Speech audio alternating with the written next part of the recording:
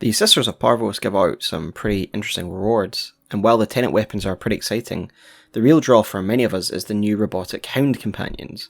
And so I have put together this guide to fully explain them, where to get them, how the mastery works for them, and generally showcase all the models so you can decide if you want to put in the effort to get them or not. So firstly, you will receive a fully built dog in your foundry alongside your tenant weapon after you vanquish a sister. The type of dog is a mirror of the hound the sister used, which will be a random combination when you first spawn her.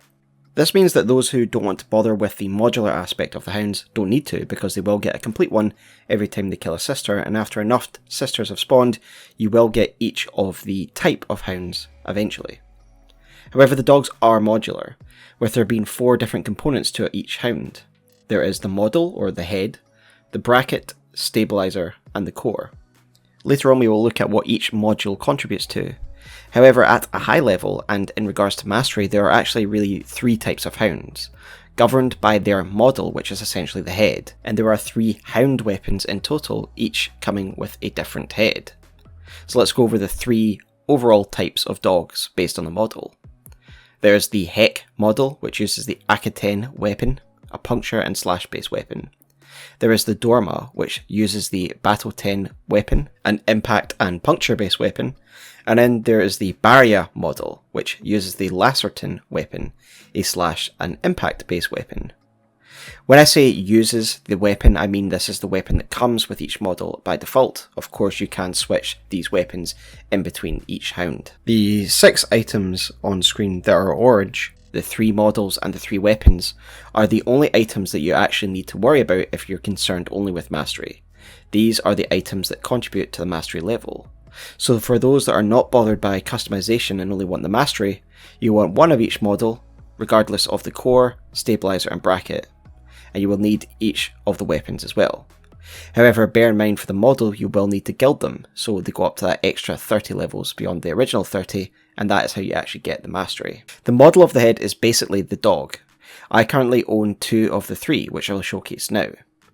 I have the Dorma Hound, which I have gilded, and I have a Barrier Hound, which I have not gilded. So with that out of the way, let us go over acquisition real quick, although I have covered most of it in that initial spiel. As I said, you get a ready-made hound, a certain model with a random combination of modules based on the random hound that spawned with the sister. When it comes to the modular blueprints for those who want to actually craft their own individual ones, there's a chance of these to drop when you finally vanquish your sister on the Railjack mission. The good news is that if you do it in a party of 4, where you each fight each other's one after the other, you get a drop chance 4 times, 1 for each sister. I've only vanquished a sister twice, and yet I have a good number of modules given the fact that I got drops from everyone else's sisters as well. With that being said, let us look at the modular construction itself, now that we understand how to get the blueprints for each of the modules. So as with every other modular construction in the game, i.e. kit guns, etc., each part of the modular governs an attribute that goes into the final product. So let's go through each component at a time and show what it governs. First of all, there is the model. As mentioned, this is the head of the dog and the mastery rank aspect of the hound. It determines what weapon it comes with, which I've already gone through, but it also determines which audit precept it originally comes with as well. This is an ability mod essentially. Each of these audit mods are essentially AoE effects of differing types. I'll list these on the screen. However, I do suggest you read the patch notes to learn more about these.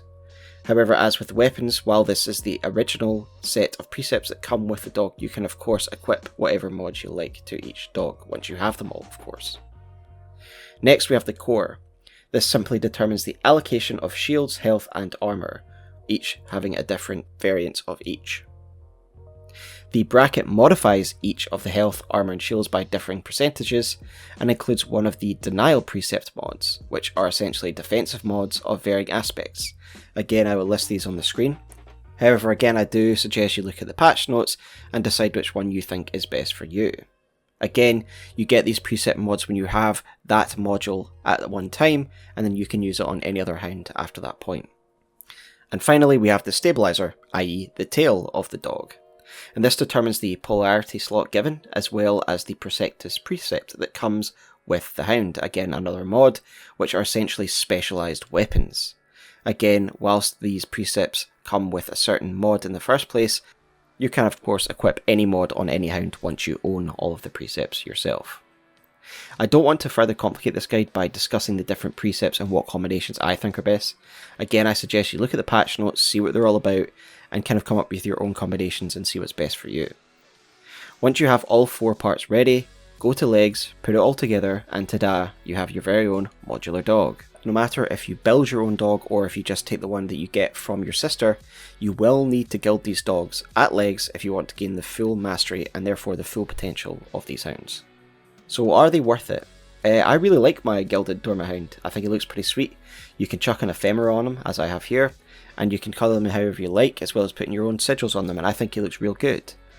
They also, in a big benefit, in my opinion, count as robotic rather than companions, and so there's no need to worry about that DNA nonsense. However, they also can use robotic mods, such as vacuum. Ta-da! Vacuum. Lovely stuff. Unlike companions, you can also mod their melee weapons, as the 3 melee weapons that I named at the beginning of this video, and this shouldn't be underestimated if you can forma and, chuck a potato on them. They can get pretty OP if you can use all your OP melee primed mods. This can make them pretty strong, probably much more strong than companions could be. And this doesn't even account for the benefits that comes with their different precepts that customize them quite differently. While they probably won't ever be as strong as they were when they were in the Sisters' control, I think they are a nice balance between Sentinels and Companions. They're not as boring as Sentinels, and they're not as high maintenance as Companions. And as a plus, look at them. They look pretty sweet. So thanks guys, I hope that's given you an idea of how the dogs look, how they work, how you get them, how they can be customized, and just if generally you think they're worth your time. If you like this video, please give it a thumbs up and possibly consider subscribe, as I do Warframe content. But until next time guys, take care.